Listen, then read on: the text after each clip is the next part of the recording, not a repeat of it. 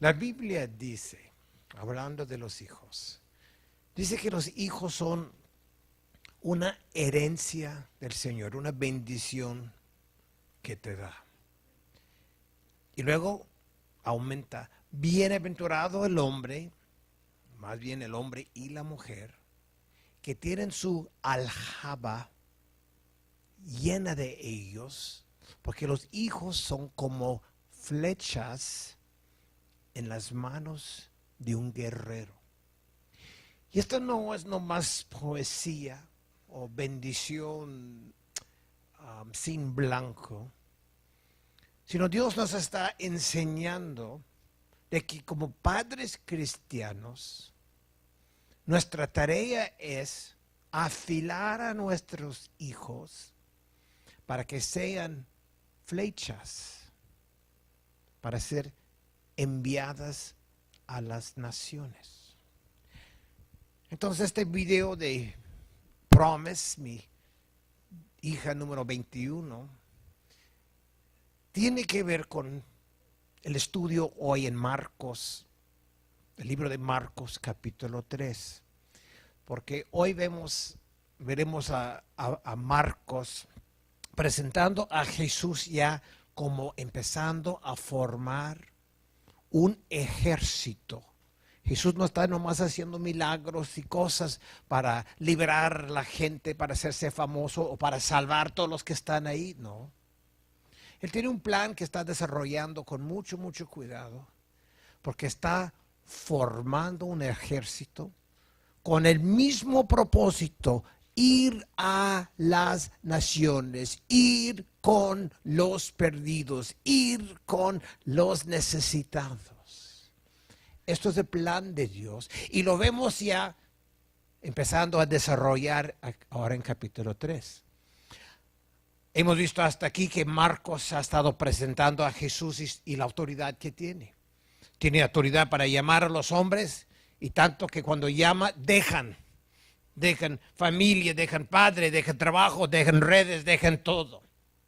Porque Jesús tiene ese tipo de jalón, ese tipo de autoridad. Que cuando él abría la palabra, el pergamino, dice, nadie maneja la palabra como este hombre. ¿Qué autoridad tiene? Se encuentra con un endemoniado y lo echa afuera, lo para y lo calla. Y la gente atónita, otra vez, autoridad que tiene.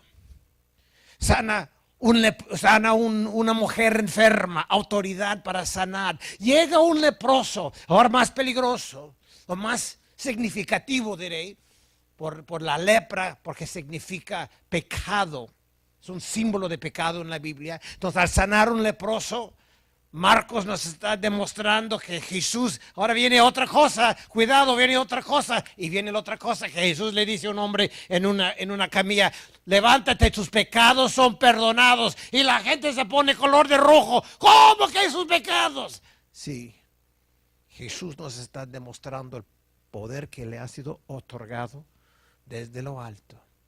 Entonces Marcos nos ha llevado paso por paso en estas 7 semanas que tenemos estudiando hasta hoy.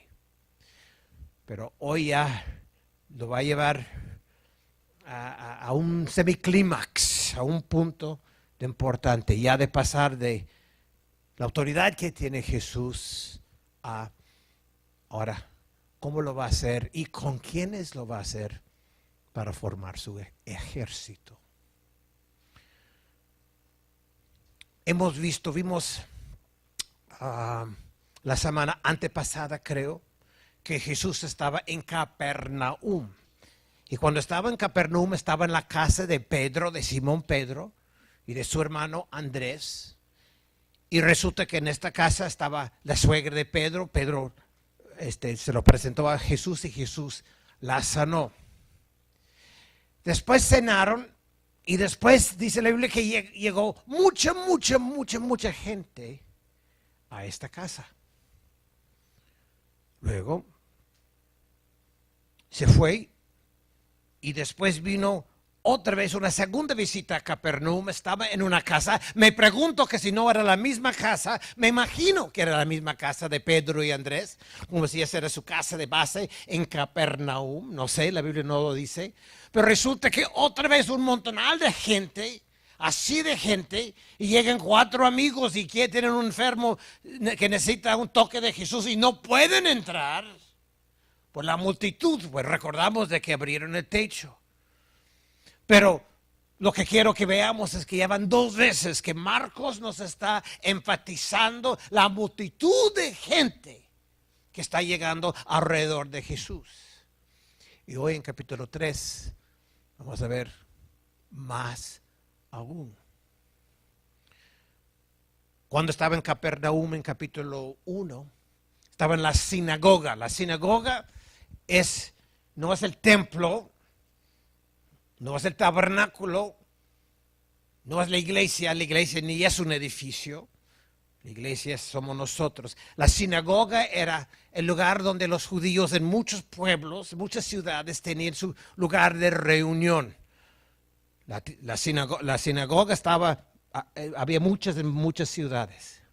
El templo era único en la ciudad de Jerusalén, con el lugar santo y todo eso. El tabernáculo era el pretemplo, el templo hecho de cortinas, como hemos estado aprendiendo con Chuy. Pero ya cuando dejaron de viajar sus 40 años en el desierto y se establecieron, pues por fin hicieron el templo. Pero aquí Jesús en capítulo 1 estaba en la sinagoga, abrió la Biblia, empieza a enseñar, y un hombre endemoniado empieza a hablar, empieza a decir: tú ya sé que quieres, tú eres el Hijo de Dios. Pues recordemos que todos los demonios eran ángeles antes. Entonces todos los demonios conocen a Jesús a primera mano. Ellos estaban con él en el cielo. Entonces no es gran cosa que lo reconocen. Pero Jesús no quería su testimonio de ellos. Él no quería que la gente se diera cuenta de su divinidad, de quién era Él. Ese era un misterio, un secreto que por todos los siglos, desde la creación del mundo, por todos los profetas y todo, un secreto de que Jesús iba a ser Dios y hombre, iba a ser el Mesías. Y Jesús quería que la gente supiera, pero no así por medio de los demonios. Entonces allá en Capernaum, en la sinagoga, dice: ¡cállate ya! Y el demonio tenía que callar. Y hoy en capítulo 3 vamos a ver algo muy semejante. Entonces vamos abriendo. Qué bien que llegaron los de Hydesville. ¿Dónde llegaron? Los vi por ahí entrar. Where are you, Gene? There he is right there. Bienvenidos, you guys. Nice to see you all. Vamos a abrir entonces a capítulo 3 y empezar en verso 7, donde quedamos la semana pasada. Don amigo señor Tiznado, ¿quieres abrir con oración, por favor? No un canto, una oración. Pero si lo quieres cantar, tú puedes.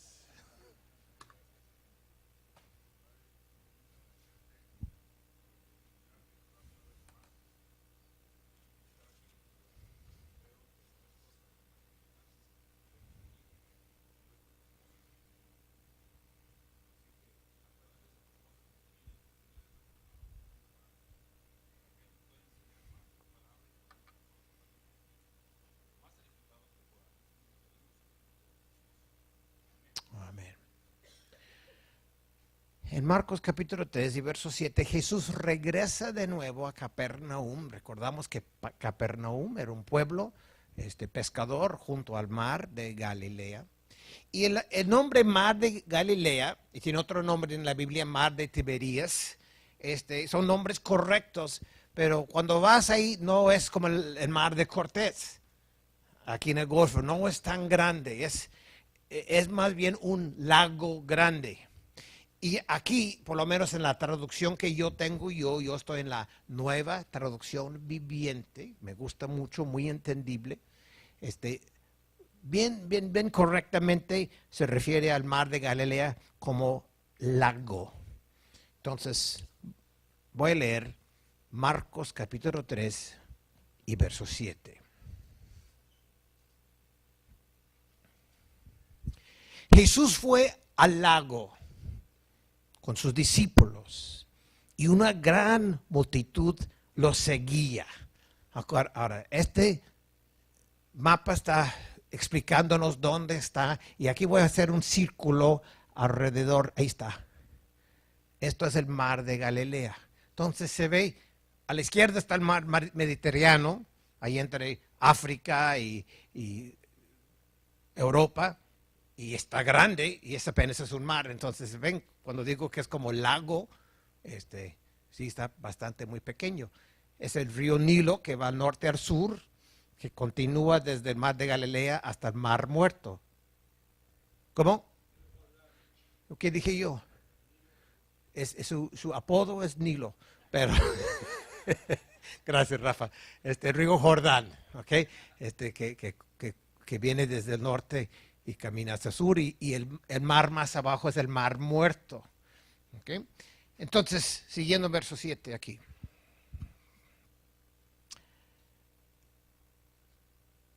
Una gran multitud lo siguió. Ahí está, otra vez se le llega mucha gente. Está ahora al lado del mar de Galilea. La gente llegaba de toda Galilea y Judea.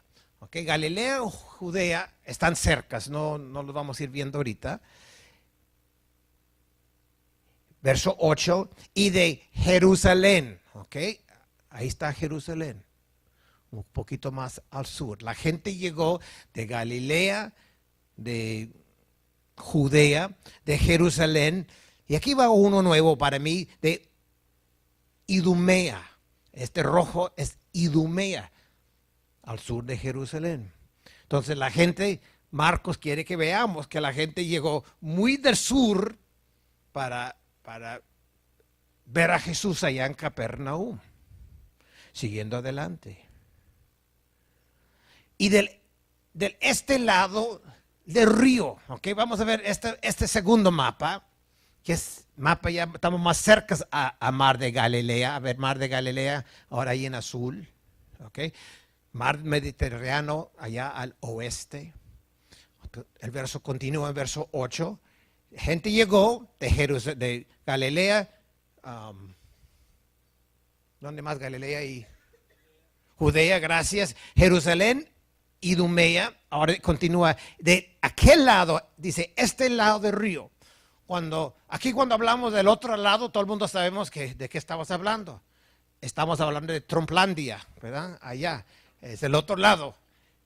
En la Biblia, cuando hablan del otro lado, están hablando de que están desde aquel otro lado, ahí donde está verde, el otro lado del río Jordán. Porque Galilea y la Rosita, entre el mar, el río Jordán, también conocido como el Nilo, y el mar Mediterráneo, ahí está Israel, un pueblo pequeño, un país pequeño. Entonces, de aquel lado del río, la Biblia se refiere a ella con diferentes nombres, aquí como otro lado del río Jordán. Pero Marcos quiere que sepamos que Jesús está junto al mar de Galilea, y la gente llegó muy del sur, la gente llegó muy del este, y continuando, dice, y de lugares tan al norte como Tiro y como Sidón. Entonces, del sur al norte está llegando la gente. Verso 8 dice, y las noticias sobre sus milagros corrían por todas partes, y una enorme cantidad de personas llegó a verlo. Ahora, eso tiene que ver con nosotros. Hemos aprendido nosotros que en el Antiguo Testamento Dios dice al pueblo de Israel, ustedes estén en Jerusalén, ustedes estén en Israel, el país de Israel que es pequeño, en Jerusalén, el capital.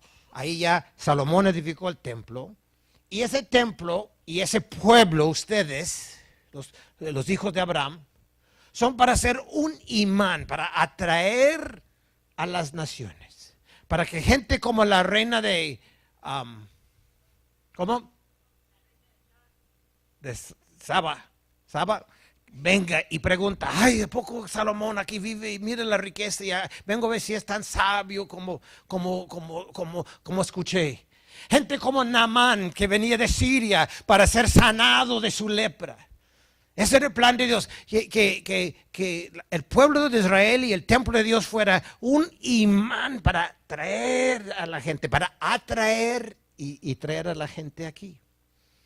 Cuando Jesús murió en la cruz, dijo a la gente después, ahora es tiempo de que se vayan. Vayan de Jerusalén, vayan de su casa, vayan de su pueblo, vayan de Ensenada, vayan de Porvenir, vayan de Hydesville y vayan a llevar evangelio a las naciones, vayan a Cuba. Antes era que venga la gente, ahora es que vayan los míos a hablarles a la gente. Pero aquí en estos versos tenemos una combinación de ambos. Tenemos Jesús yendo. Va a Capernaum, él no es de Capernaum, va a Capernaum, pero a la vez la gente está llegando de lejos, no diciendo, bueno, vamos a esperar que venga más cerca, no, ellos quieren saber y ellos llegan a donde está él. Ahora nosotros aquí en Porvenir, esto tiene que ver con nosotros. Y no de misiones todavía, sino de aquí de nuestro valle y de nuestra ciudad. A nosotros nos toca ir como Jesús fue, a hablar a la gente de Dios. Y luego, cuando la gente sea atraída y vienen a este lugar, a una reunión con nosotros, nosotros queremos a este pueblo hacerles saber que llegaron al lugar correcto, con el pueblo amoroso, con un pueblo que está conectado con Dios, un pueblo que se interesa en ellos. Queremos hacerles sentir en casa, ricos o pobres o con perros o sin perros o cristianos o no cristianos, nada de eso entra. Estamos para hacerles saber que bien que tú llegaste, este es el lugar. Nos toca a nosotros crear un ambiente aquí donde el Espíritu Santo pueda obrar, quiera obrar, donde el Espíritu Santo acostumbre obrar. Y nos toca a nosotros cuando la gente se está yendo, o cuando se ha ido, ir corriendo tras de ellos. Oye, nomás te quise felicitar que viniste, qué lindo, qué suave que viniste. O mandarles un mensaje después, una llamada. Oye, vi que estabas ahí domingo, qué bien, me dio gusto. Ahí sí puedes aprender de Dios. Las mismas cosas que Jesús estaba haciendo, yendo y atrayendo a la gente, haciendo algo para que la gente quiera estar con Él.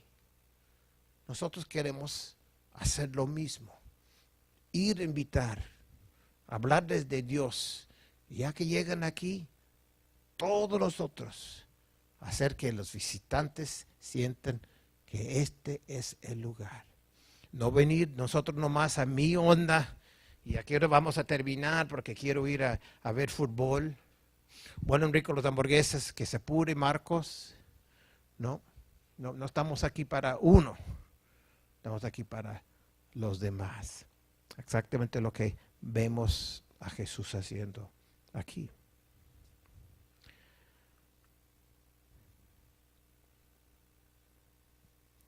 Ahora ya que está cercando a la gente está muy interesada porque saben que con Jesús hay milagros. Y dice la Biblia ahí en verso 10 que la gente hasta puchaba, entraba para llegar, igual como podemos imaginar, porque está bien descrita, cuando los 4 amigos trataron de llegar a la casa y estaba mucha gente. Pues aquí que no es casa, es playa. Otra vez la gente quiere meter mano, quiere entrar. Como una mujer que no estaba en esa historia, que alcanzó a tocar el borde de la ropa, de la túnica de Jesús y recibió que fue sanada. Así la gente está tratando de tocar a Jesús, porque con el puro tocar a Jesús están recibiendo sanidad. Ahora, eso no era cosa de todos los días, pero es lo que Dios está haciendo en este momento, en este tiempo. Verso 10.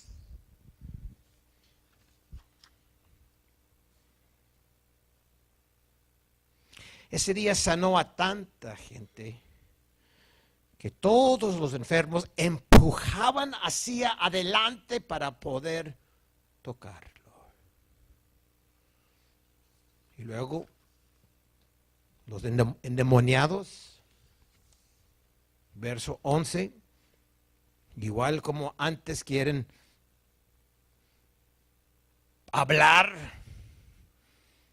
Verso 11, y cuando los que estaban poseídos por espíritus malignos, recordemos de que mejor traducción es los que estaban endemoniados con espíritus malignos, no poseídos sino endemoniados.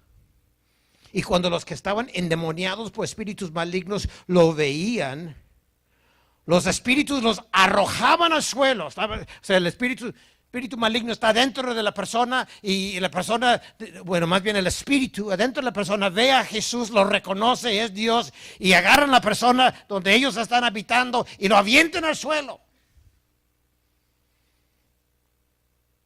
Los espíritus los arrojaban al suelo frente a él y gritaban: ¡Tú eres el Hijo de Dios!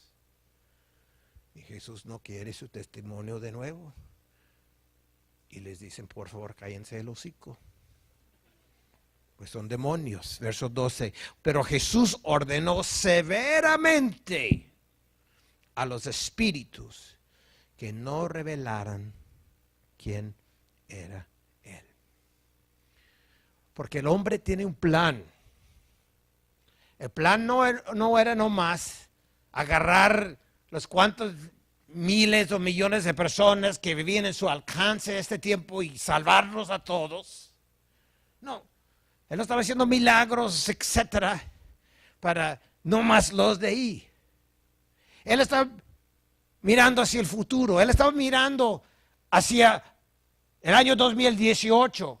Estaba mirando hacia adelante al pueblo de Porvenir, la gran ciudad de Porvenir. Estaba mirando hacia adelante a ti. Él ya nos conocía. En Juan capítulo 17 él está orando a su papá y dice: y no solamente pido por estos, pido por los que todavía van a llegar. Y él está hablando, pensando de Marcos Schultz en particular, pero también de ti. Porque así es él. Entonces, aquí él cae el demonio porque él tiene un plan. Él está haciendo una familia. Está haciendo un pueblo, está haciendo un ejército que él va a entrenar para que esa generación trabaje a favor de nuestra generación y de nuestro tiempo. Él no quería algo que tuviera éxito ahí, terminara, sino él estaba sembrando para formar algo que iba a continuar, para que un día el evangelio llegara a México. Primero a las Américas y luego a México. Y que llegara a Ensenada y que llegara a Porvenir y que llegara a tu casa y que llegara a tu corazón. Eso es lo que él estaba echando a andar desde aquel entonces. Y lo está llevando paso por paso. Primero lo está demostrando a la gente con amor, con hablar palabra de Dios de una manera que ellos nunca jamás habían escuchado, con milagros, con tocar leprosos, levantar muertos, callar demonios, liberar gente endemoniada. Todo todo lo que vemos hasta aquí, Él estaba haciendo para que la gente abriera los ojos y dijera, ¿qué pasó? ¿Qué pasó? ¿Qué es esto? Y luego quería que su equipo, sus hombres y sus mujeres lo cacharan. Eso era más importante que toda la multitud todavía. Él sanaba a todo el mundo, pero él quería que los suyos los cacharan, que lo agarraran, que lo entendieran. Que se les cayera el 20 solos a ellos. No que dijeran, ay, pues el demonio dijo que él es hijo de Dios, yo creo que sí. No. Y luego después de los suyos, su plan será que las multitudes ahora sí pueden conocerle a Él. Entonces, Él aquí va a empezar a formar ese ejército.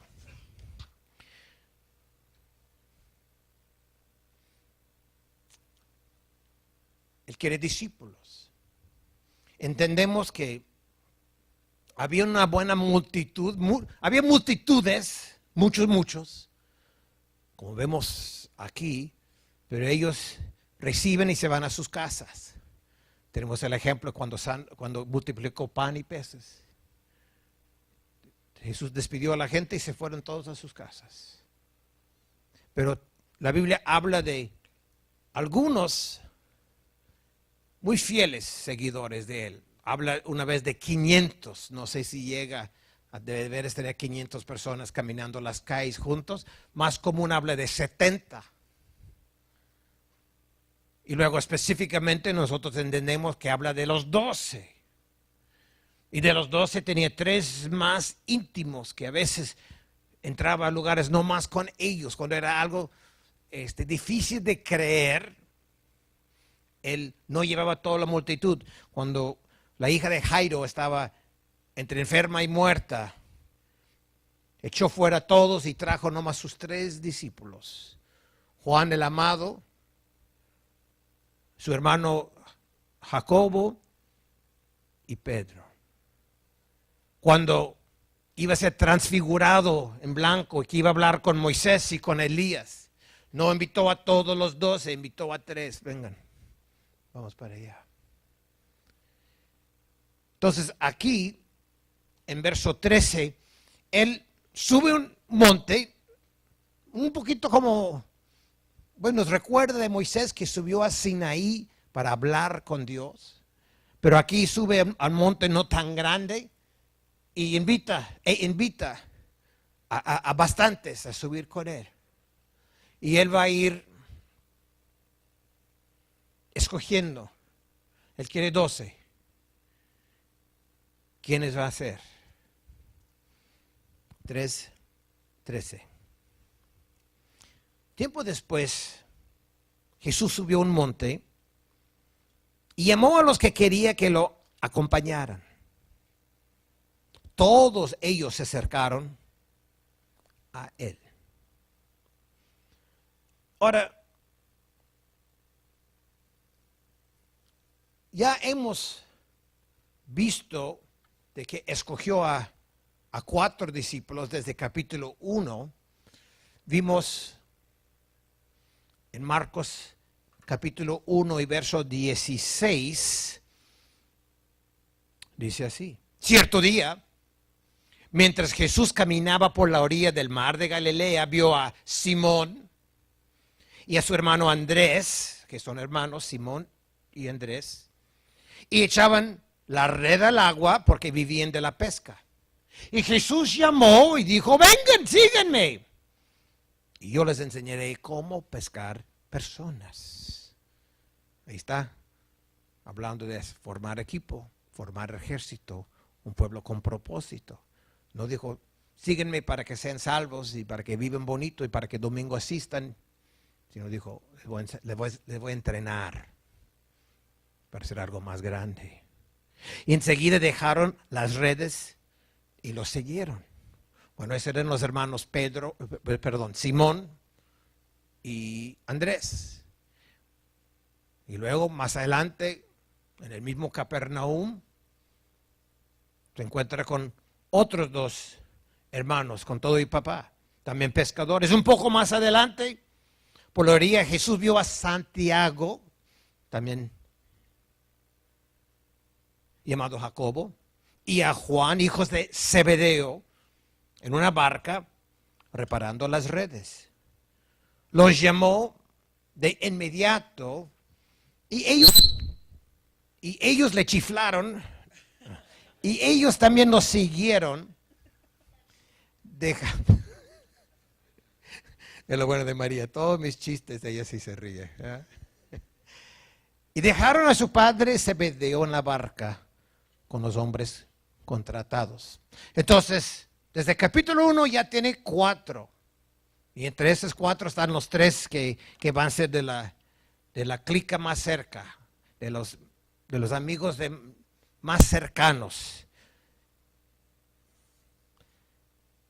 Pero ahora va a escoger de, no sé cuántos tenía en el monte. ¿Tenía 20 o tenía 50? ¿Tenía 70?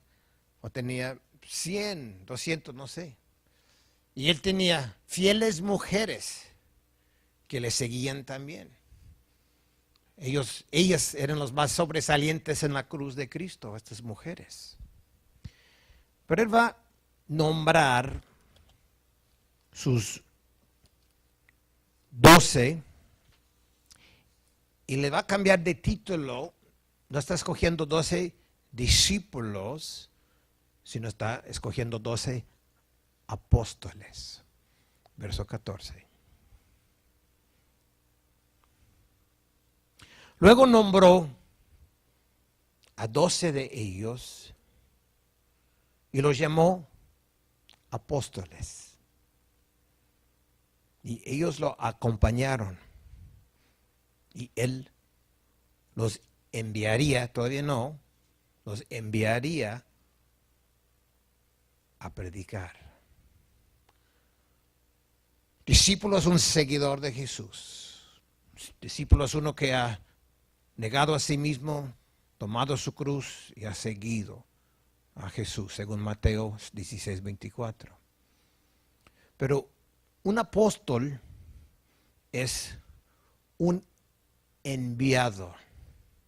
De la palabra en latín de apóstol, que en latín se dice missio, agarramos nosotros la palabra misionero. Un apóstol en general puedes considerarlos enviados con un mensaje para empezar una obra. Generalmente son fundadores. Eso es lo que es un apóstol. Hoy en día es de moda, más en el sur de México y en Guatemala, de un peligro muy grande que hombres se autonombran apóstol y entran a controlar la iglesia, pueblo, finanzas, decisiones y todo, y salen ellos con carros nuevos y la gente sufren consecuencias. Pero eso no es correcto bíblicamente. Bíblicamente los que establecen, el que estableció esta congregación, Alfonso Topete, es el apóstol de esta obra. Yo soy el pastor, yo soy buena gente, pero no soy el apóstol. Yo no fundé esta iglesia. Hermana Loreto Cerratos es la fundadora de la iglesia de Zaragoza. Entonces ella es la apóstol de ahí. Efesios capítulo 4 y verso 11 nos habla de 5 oficios en la iglesia. 5, no me gusta usar la palabra posesiones porque como seres humanos nos gusta el poder y la posesión. La Biblia habla de 5 dones que Dios dio, que son en realidad no dones de hacer un milagro o poder enseñar o poder cantar bonito, sino de manejar cierto liderazgo. Y dice Pablo en el libro de Efesios, capítulo 4 y verso 11, y él mismo constituyó, Jesús mismo hizo que algunos fueron apóstoles. Y miremos bien de que primero en la lista de liderazgo en la iglesia hay apóstol, porque por lo regular sin apóstol no hay iglesia, porque el apóstol es el que fue enviado a formar, a fundar, a empezar, a sembrar, a plantar la iglesia. Si Reinaldo y Lidia terminen con una nueva iglesia en San Sebastián o donde sea, ellos estarán haciendo el trabajo de un apóstol, que es muy correcto por el título que ellos tienen de misioneros. Aparte de apóstol, hay profetas, hay evangelistas, y hasta aquí llego yo, soy pastor y maestros. Esos son los 5 oficios que Cristo ha dado a la iglesia para que la iglesia cumpla su propósito. Y su propósito vemos en el siguiente verso. Quizás llegamos ahí después. Entonces, hasta antes de empezar hoy, vimos pura autoridad de Jesús, que Él tiene autoridad para tantas cosas, pero ahora llega al clímax. Está escogiendo a 12. Van a ser apóstoles, y como apóstoles le van a necesitar algo. Verso 15.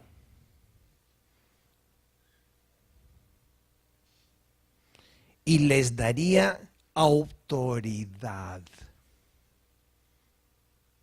para expulsar demonios.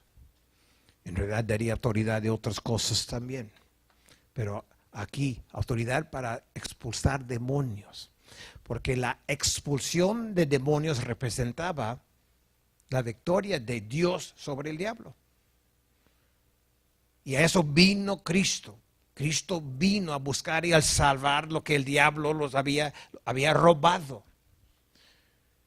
Entonces Jesús demostraba su autoridad y ahora nos da a nosotros su ejército autoridad.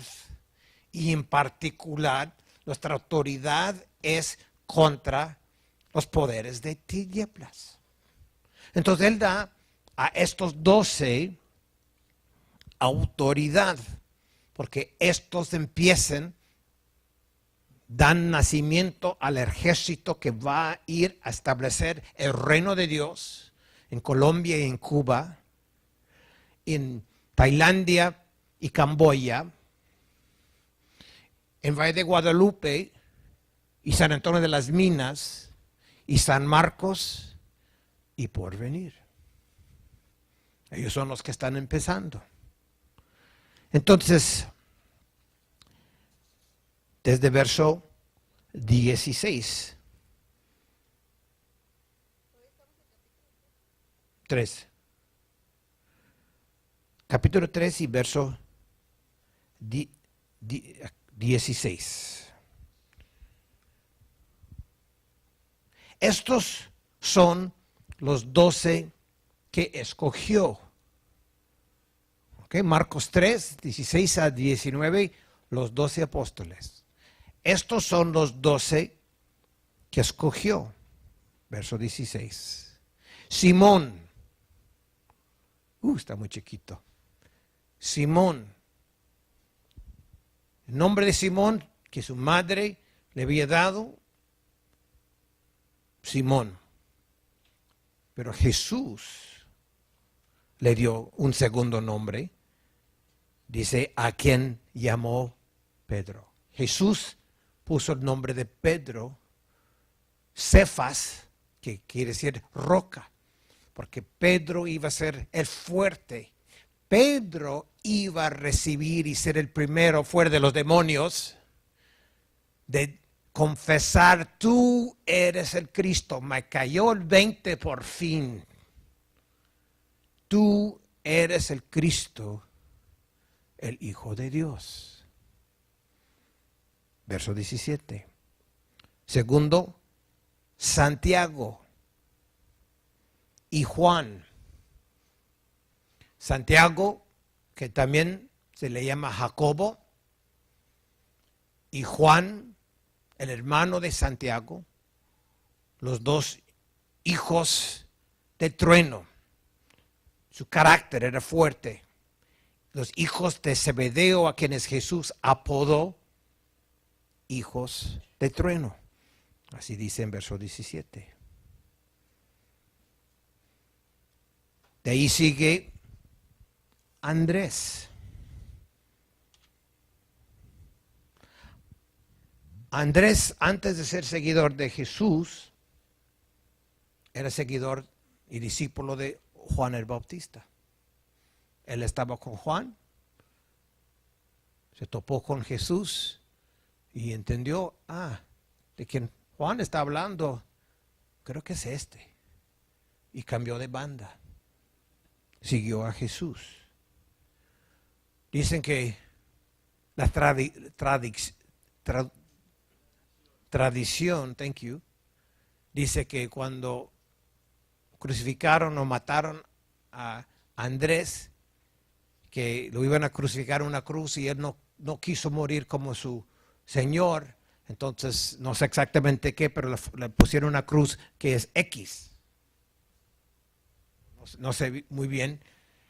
Entonces algunos llaman la X la cruz de San Andrés, porque así la tradición dice que lo mataron a él. Entonces tenemos a Pedro, roca, fuerte, Simón Pedro, que iba a ser aventado, pero que iba a negar a Cristo. Pero que 3 veces Cristo le iba a decir, ¿me amas? Y 3 veces iba a confesar, yo sí te amo. Y 3 veces Jesús le dice, entonces atiende tú a la iglesia, atiende a las ovejas, atiende al pueblo. Ese era Simón. Santiago y Juan, Juan el amado, Juan de los más íntimos, Juan que en la Santa Cena, Juan que en la última cena tenía su cabeza sobre el pecho de Jesús, que estaba más cerca con él. Juan el amado, Juan el discípulo que Jesús amaba, Juan el teólogo, decimos también, porque cuando él escribe, él es mucho más profundo que los otros autores. El libro de Juan, muy lleno de teología. Juan, el discípulo de amor, porque sus evangelios y sus 3 cartas hablan mucho del amor. Porque de tal manera amó Dios al mundo. En eso sabrán que son mis discípulos, que si se aman uno al otro. Amor, amor, amor, amor, amor. Mirad cuál amor nos ha dado el Padre, que nos ha llamado hijos de Dios. Juan es el discípulo del amor. Número 5. Felipe. Felipe en el libro de Juan busca a Natanael para llevarlo con él a Cristo. Vamos a conocer, pero Cristo, sí, mire, ven a ver. Antes ni de ser seguidor, él está llevando otra persona. Vemos en el Evangelio Felipe muy allegable. Una vez unos griegos, unos no cristianos querían algo de Jesús.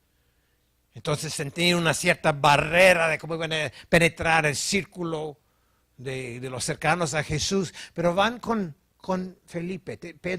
Felipe tenía algo de que hacía que uno sentía, con él sí puedo hablar, él sí no me va a dar una patada.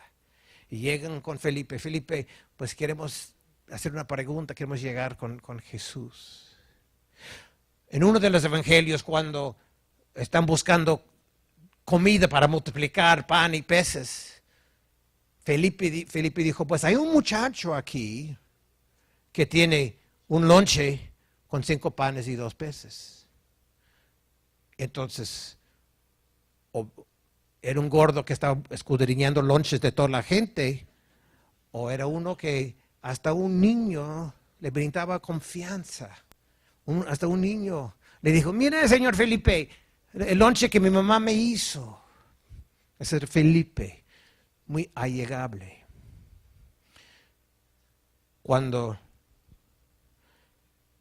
fue Felipe que en Juan capítulo 14, que Jesús está tratando de hacer el pueblo, hacer a los suyos de entender que Él y el Padre uno son. Y fue Felipe que tenía el valor de decir, no entiendo. Dijo, muéstranos al Padre y eso nos basta. Juan 14:8.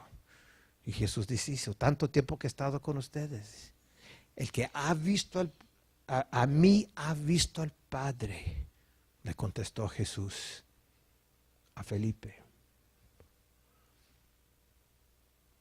Número 6, Bartolomé, que es el mismo Natanael, o Natanael de Caná. Caná es el pueblo donde Jesús hizo su primer milagro de multiplicar, cambiar agua a vino en las bodas de Caná. Natanael era de ahí, o Bartolomé. Tiene a veces dos nombres porque uno es apodo, o otro es el mismo nombre en otro idioma, Marcos, en este caso, o un apodo. Entonces, varios de los nombres, depende si estamos leyendo Mateo, Marcos, Lucas, Juan o Hechos, se refieren a los mismos con nombres diferentes. Pero era Bartolomé, que en el primer capítulo de Juan, cuando él llega con Jesús, sin conocerlo, le sorprende con estas palabras diciendo, mira, aquí viene un verdadero israelita en quien no hay engaño. Y Natanael dice, ¿yo? Sí, tú. Pero ¿de dónde me conoces? Mira, antes de que te jaló Felipe, cuando tú estabas abajo de la higuera, pues yo te estaba guachando. Y eso sí jaló mucho a Natanael. Continuando. Mateo, que también se llama Leví. Mateo era que cuando Jesús llegó, dijo, sígueme, dejó no sus redes y su barco, dejó su mesa, su dinero. Era cobrador de impuestos. Tomás.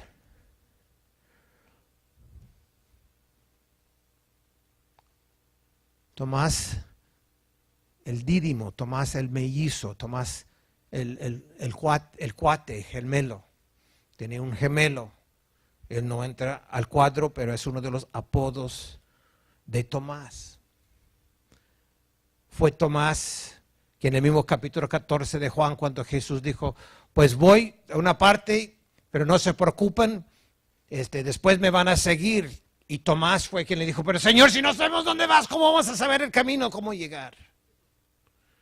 Fue Tomás que no estaba presente y una semana después, 3 días después de la muerte de Jesús, cuando Jesús resucita y entra con sus discípulos al donde están ellos.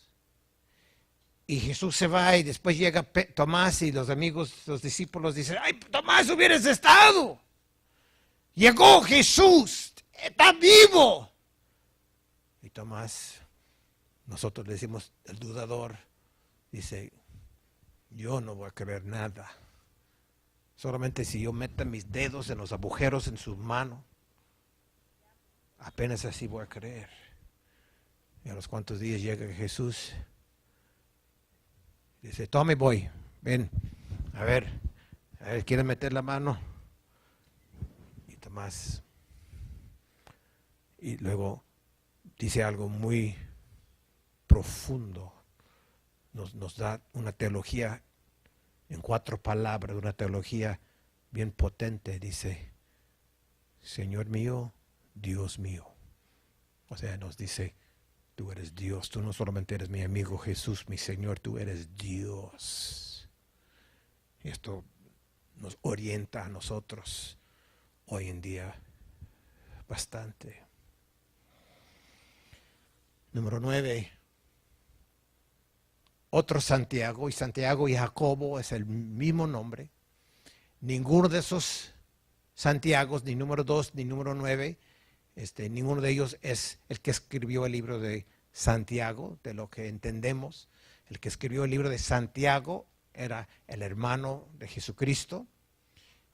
Y los hermanos de Jesucristo no eran seguidores de Jesús cuando Jesús vivía. Ellos entraron después. Entonces Santiago es hijo de Alfeo. Como yo soy hijo del guapo, era hijo de Alfeo, ¿verdad? Algo así. Y número 10, Tadeo. Y quizás si vienes de raíces católicos, sabes de Judas Tadeo. Su otro nombre es Judas, que una parte en la Biblia, cuando habla de él, dice, y dijo Judas, entre paréntesis, no Iscariote, eso está en Juan 14, verso 22.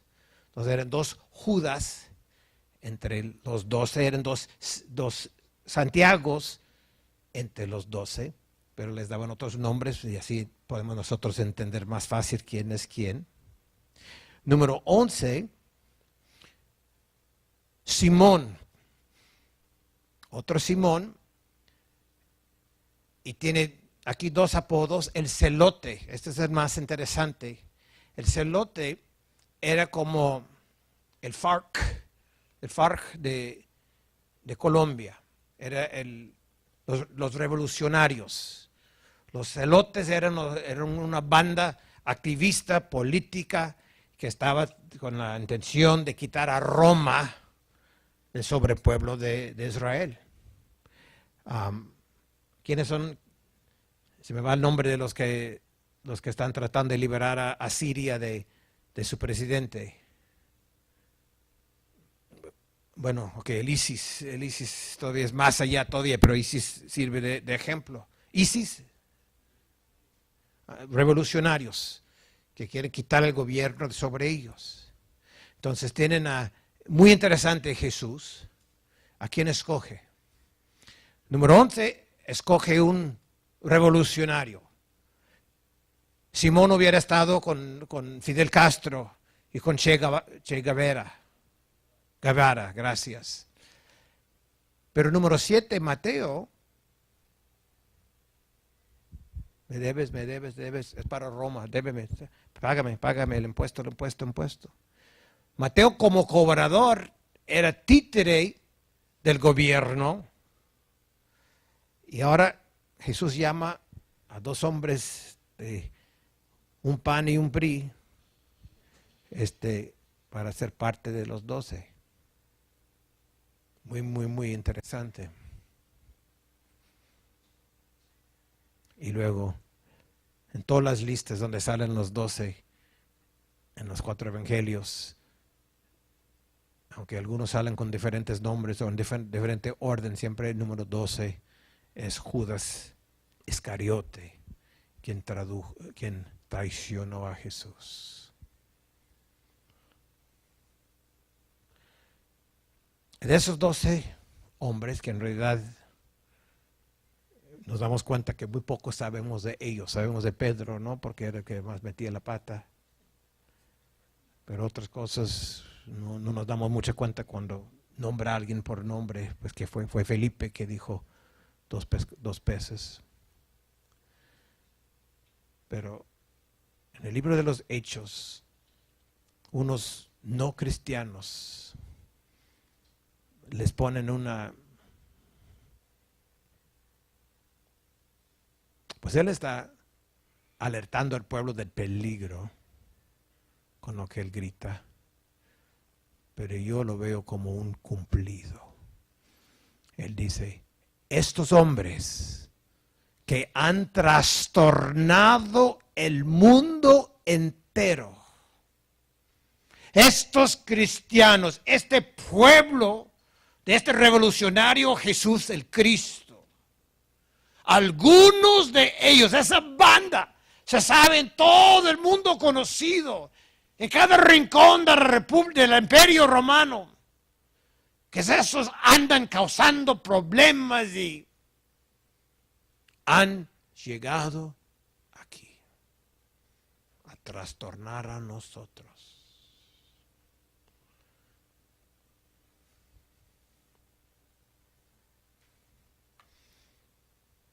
Yo quiero trastornar al mundo. Nadie tiene que recordar de Marcos Schultz después, igual como no conocemos a Santiago, el hijo de Alfeo, o Judas Tadeo, o Felipe. Pero eran parte del primer nivel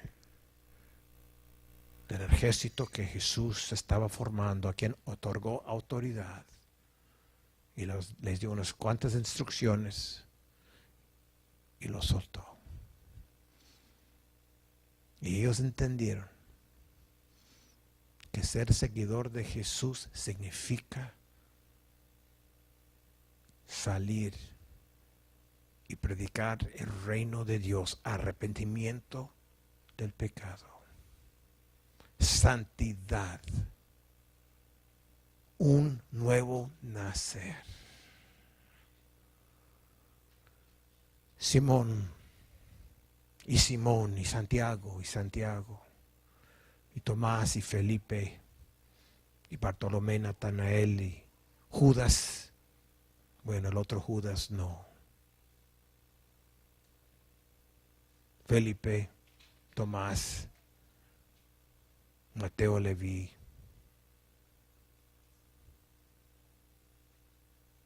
Se nos han medio desaparecido en la historia algunos de ellos, pero su obra somos nosotros.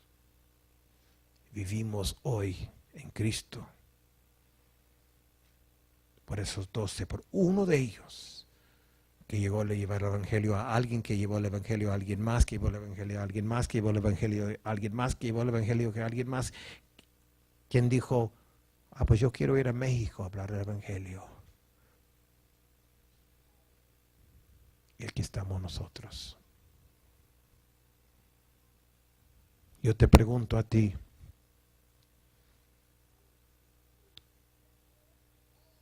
¿estás para trastornar al mundo? ¿Estás para que tu vida cuente para el reino de Dios? ¿Estás para hacer la diferencia, para hacer la diferencia entre vida y muerte? Para una persona o 5 personas o un pueblo o una nación. ¿Estás tú para hacer que el Valle de Guadalupe, que la ciudad de Ensenada esté lleno del conocimiento de Dios? Lejos o cercas, es la misma comisión, la gran comisión.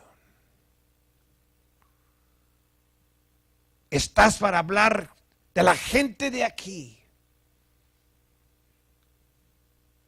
Los Vegas y los Portillos y los Carriones y los que han estado aquí desde 1938 y los que están llegando de lejos para trabajar en el cielo.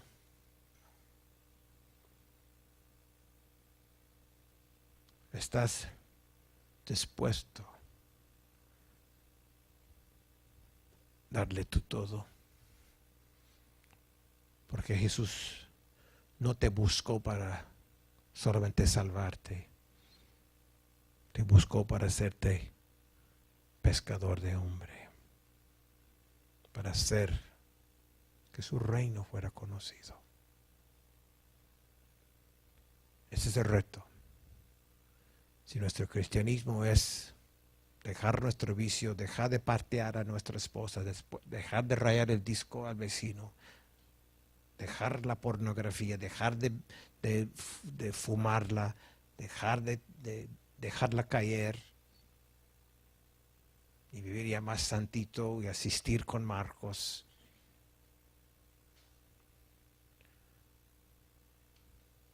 Pues está bien mal. Porque porque fuimos salvos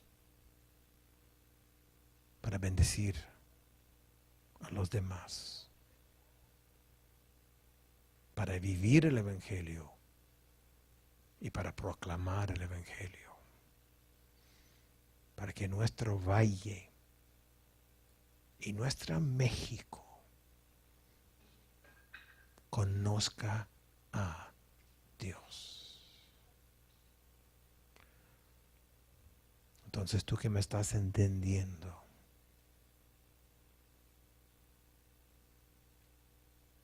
¿qué dirás?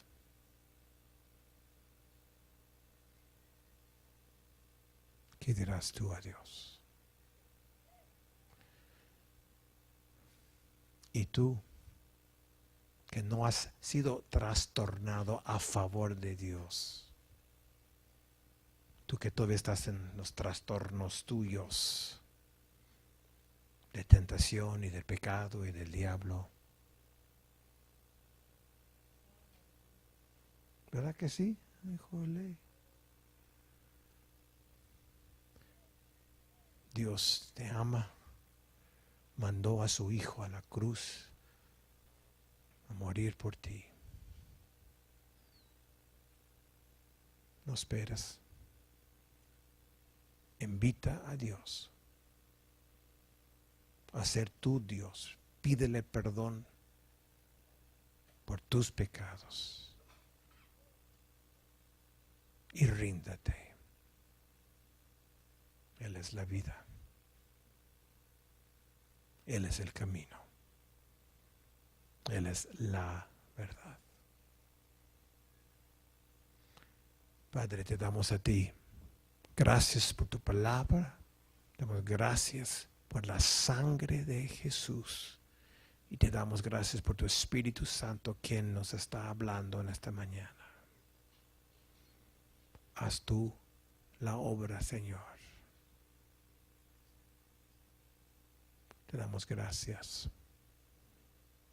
En el nombre de Jesús. Amén.